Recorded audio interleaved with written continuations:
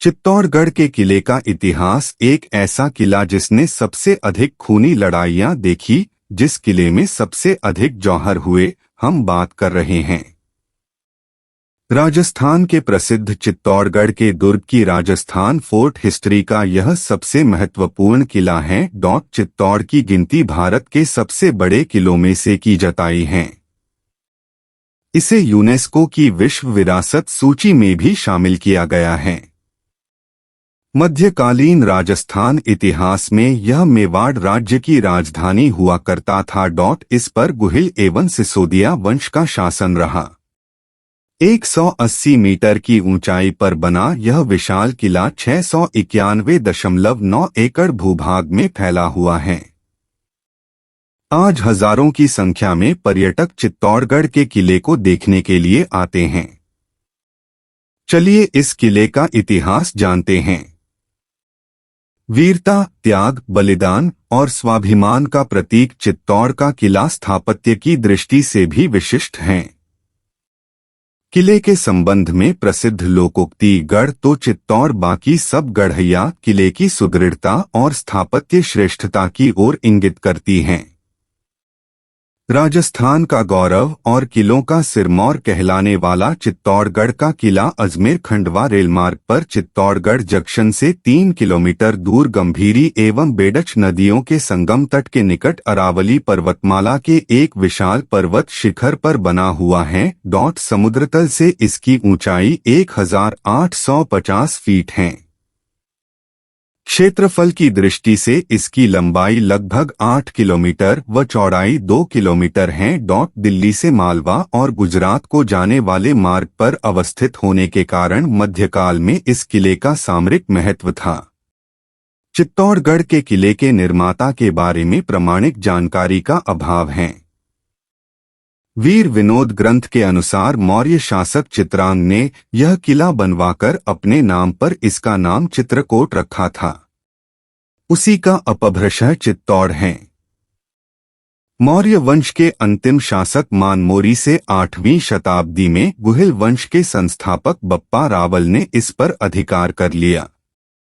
10वीं शताब्दी के अंत में मालवा के परमार शासक मुंज ने चित्तौड़गढ़ किले पर अधिकार कर लिया।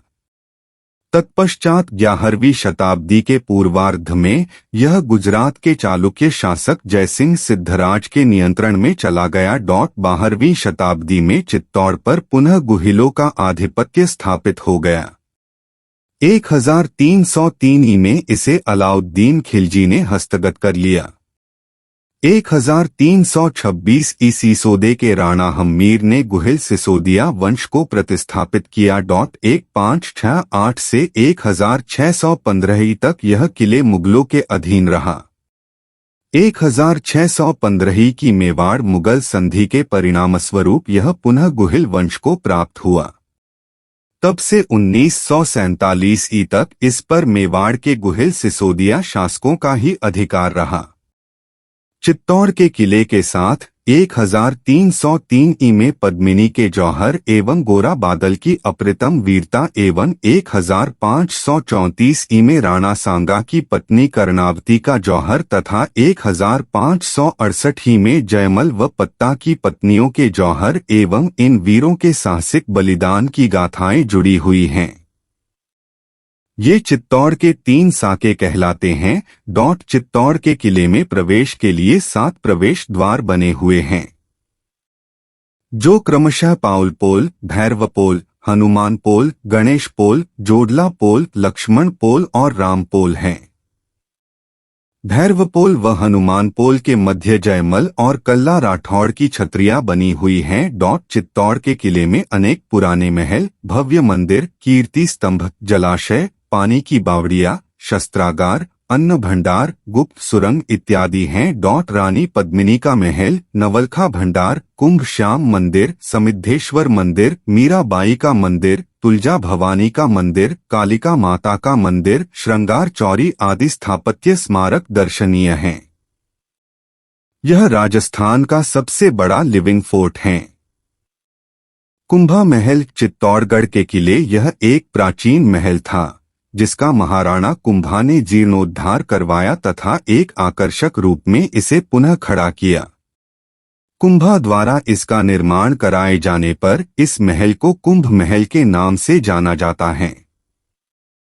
त्रिपोलिया तथा बड़ी पोल से इस महल के दर्शन किए जा सकते हैं। इस महल के पास पन्नाधाय तथा मीराबाई के महल भी हैं तथा इसके आगे सूरज गोखड़ा, जनाना महल, कंवरपदा बने हुए हैं। पद्मिनी महल महाराणा रतन सिंह की पत्नी का नाम रानी पद्मिनी था। वह अपने सौंदर्य के लिए विख्यात थी। पद्मिनी को पाने के लिए ही अलाउद्दीन खिलजी ने 1303 में चित्तौड़ पर आक्रमण किया था। इसी के नाम पर यह महल बनाया गया है। इसके पास ही पद्मिनी तालाब तथा जल के मध्य में एक जल महल भी खड़ा है। रतन सिंह महले पद्मावती के पति थे। फतेह प्रकाश महल महाराणा फतेह सिंह का यह 2 मंजिला महल है, जिसकी छत पर चारों तरफ सुंदर बुर्ज बने हुए हैं। आज यह एक संग्रहालय के रूप में पर्यटकों के लिए खोला गया है। कालिका माता मंदिर भगवान सूर्य को समर्पित यह 8वीं शताब्दी का मंदिर है। कई बार इस मंदिर की मरम्मत करवाई गई थी। अब यह काली देवी मंदिर के नाम से विख्यात है। समाधीश्वर मंदिर, यह भगवान शिव का मंदिर है जो 11वीं सदी में गुजरात के परमार शासकों द्वारा बनाई गया। मंदिर में त्रिमुखी शिव की प्रतिमा स्थापित है। बाप्पा रावल मेवाड़ के इतिहास में बप्पा रावल का नाम बड़े सम्मान के साथ लिया जाता है।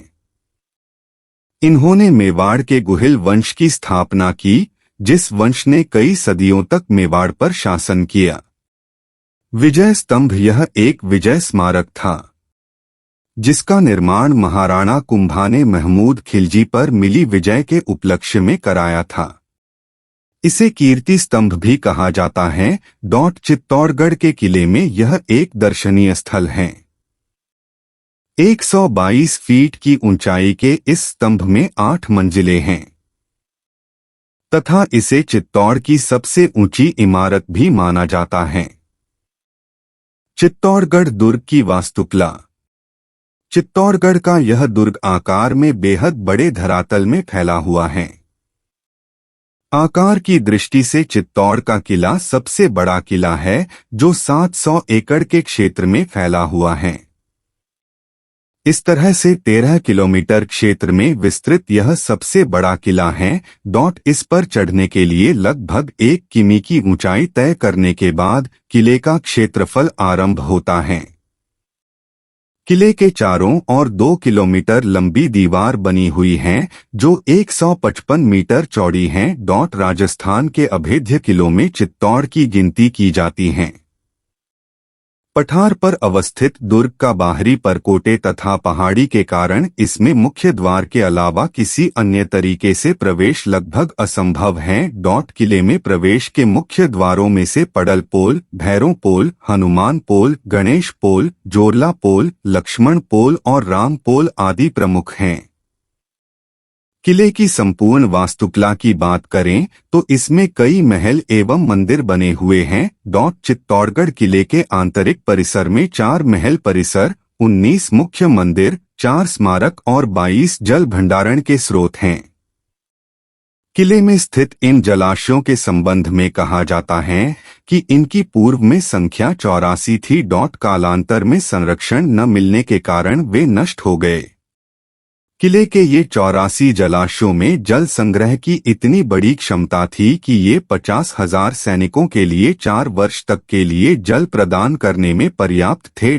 चित्तौड़गढ़ में स्थित मुख्य मंदिरों एवं स्मारकों में मीराबाई मंदिर, कुंभ श्याम मंदिर, श्रृंगार चौरी मंदिर और विजय स्तंभ प्रमुख हैं। किले की वास्तुकला राजपूत सिसोदिया श्रेणी की है। रतन सिंह पैलेस और फतेह प्रकाश दुर्ग में अवस्थित 2 बड़े महल हैं।